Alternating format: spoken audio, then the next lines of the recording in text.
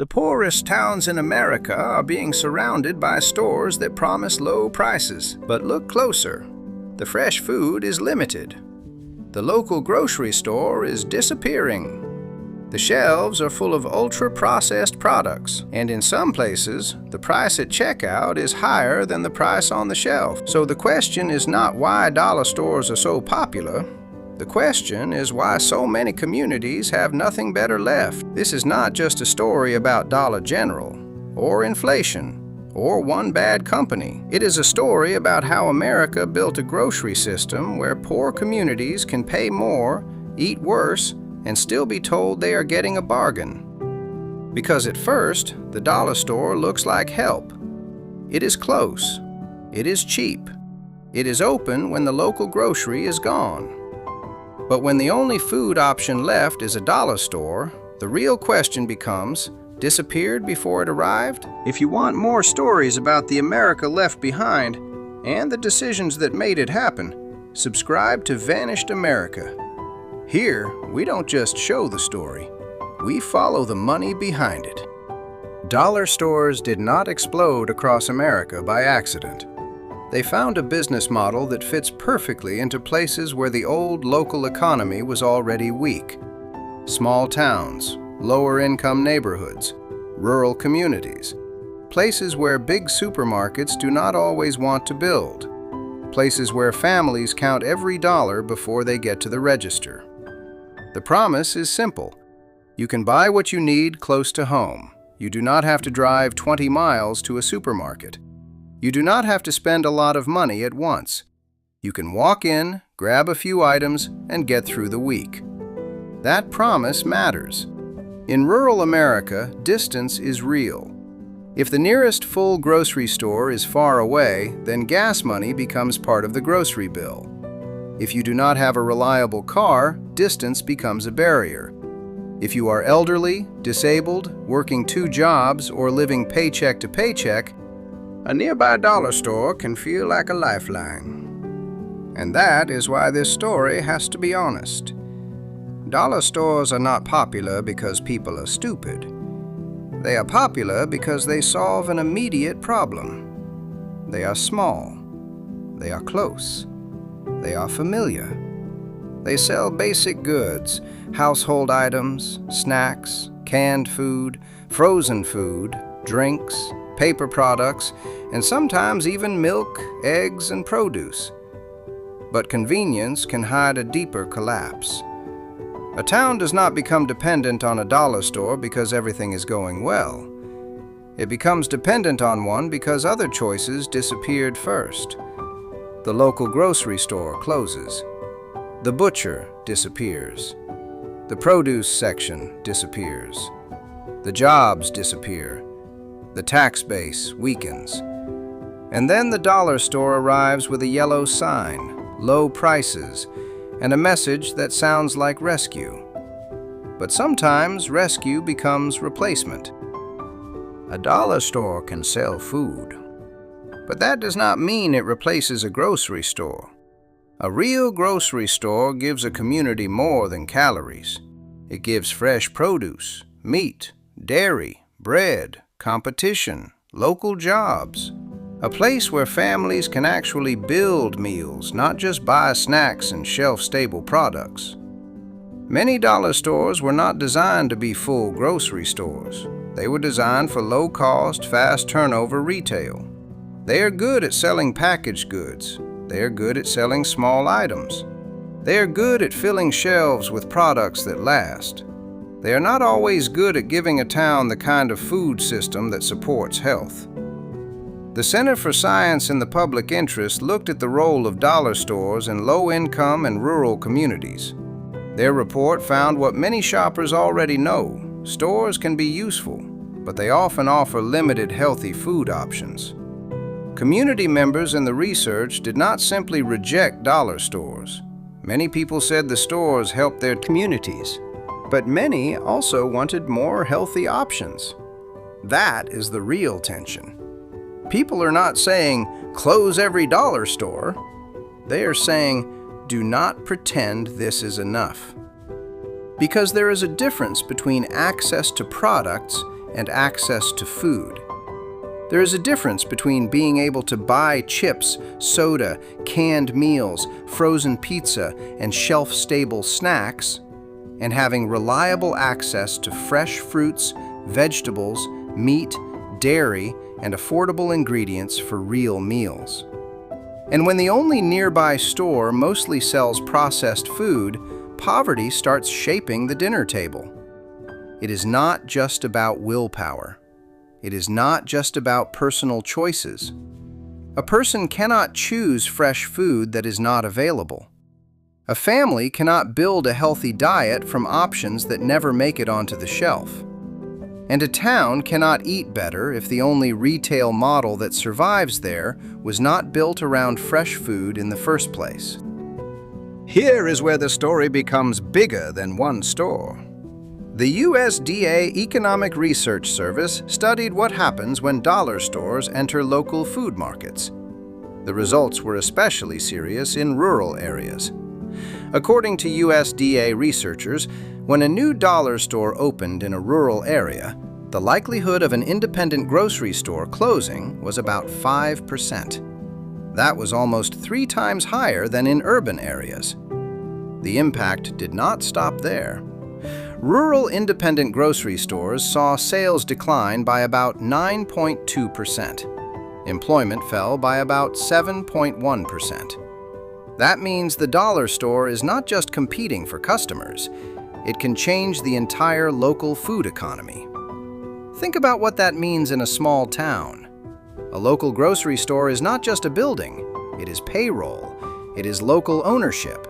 It is people stocking shelves, cutting meat, ordering produce, paying local taxes, sponsoring school events, and keeping money circulating inside the community. When that store loses sales, it does not have Wall Street behind it. It does not have thousands of locations. It cannot spread losses across a national chain. It cannot always survive a long price war. So the town gets a cheaper option at first. But over time, it may lose the fuller option. The independent grocery store weakens. Then it closes. Then the dollar store is not competing with the grocery store anymore. It becomes the food store. And once that happens, the community has fewer choices, not more. This is the hidden cost of cheap. A low price can look good at the register, but if the result is less competition, fewer local jobs, fewer fresh options, and a weaker town economy, then the real price is paid somewhere else. The word dollar does a lot of work. It tells people they are saving money. It tells them this is the cheap place. It tells them this is where smart shoppers go when prices are too high. But cheap is not always simple. Sometimes the package is smaller. Sometimes the price looks low, but the price per ounce is higher. Sometimes the store is closer, but the selection is limited. Sometimes people buy what is available, not what is best for their budget or health. And sometimes, according to investigations and state enforcement actions, the price at the register does not match the price on the shelf. That matters because the people shopping at these stores are often the people least able to absorb the mistake. A few dollars may not matter to a wealthy customer, but for a family on a tight budget, every dollar already has a job. This is one of the cruelest parts of poverty. Poor people are constantly told to be better consumers, compare prices, plan meals, buy healthy food, cook at home, make better choices. But the system often gives them the worst conditions for making those choices. If you have money, you can buy in bulk. If you have a car, you can drive to the cheaper supermarket. If you have time, you can compare prices. If you have storage, you can buy larger packages. If you have a stable schedule, you can plan. But if you are poor, the system charges you in hidden ways. You buy smaller packages because that is all you can afford today. You shop nearby because you cannot waste gas. You buy shelf-stable food because fresh food spoils. You pay more per unit because you cannot afford the larger size. And then politicians and commentators call it personal responsibility. But this is not just personal responsibility. This is market design. Dollar stores are not the whole disease. They are a symptom of a larger grocery system. Over the last few decades, grocery retail has become more concentrated. Big chains got bigger, supply chains got more complex. Small grocers faced tighter margins. Large retailers gained more power over suppliers. And when shocks hit the system, the biggest players were often in a better position to protect themselves. The Federal Trade Commission studied grocery supply chain disruptions after the pandemic. The FTC found that large market participants accelerated and distorted the negative effects of supply chain disruptions. The report also found that food and beverage retailer revenues rose to more than 6% over total costs in 2021. In the first 3 quarters of 2023, that number reached 7%. That does not mean every store was making easy money. It does not mean every price increase was fake. The pandemic disrupted supply chains. Labor costs changed, transportation got more expensive. Inflation was real. But the FTC's point was important.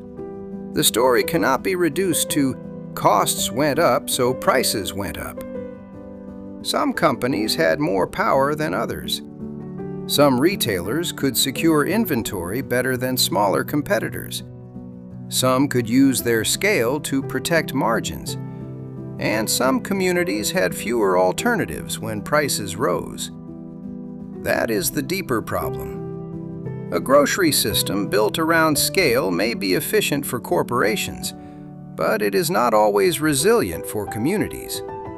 A big chain can close a store and survive. A national discount retailer can enter a town and absorb competition. A supplier can prioritize the largest buyers. A small grocer cannot fight all of that forever.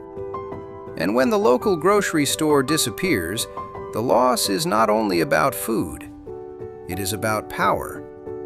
Who decides what a community gets to buy? Who decides what is stocked? Who decides what counts as access? Who decides whether a town deserves fresh food or just cheap calories? For millions of Americans, the grocery store is not just a place to buy food.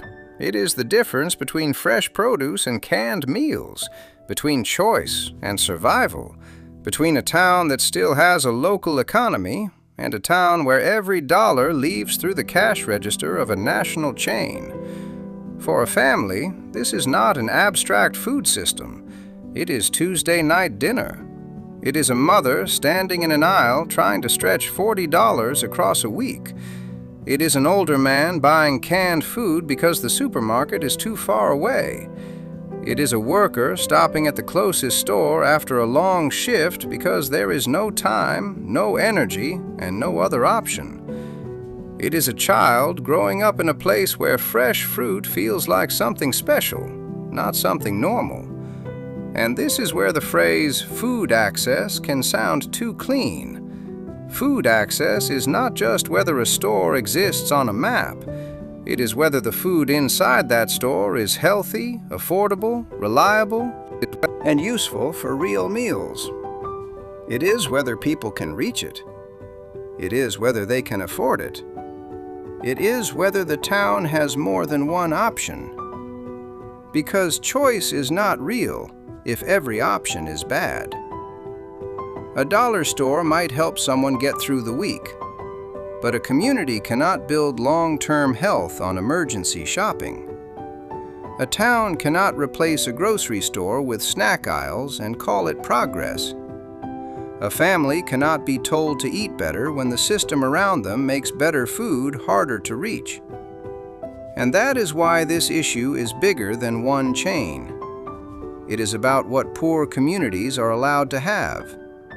Wealthier neighborhoods get supermarkets, farmers markets, specialty stores, organic sections, competition, fresh produce, better variety.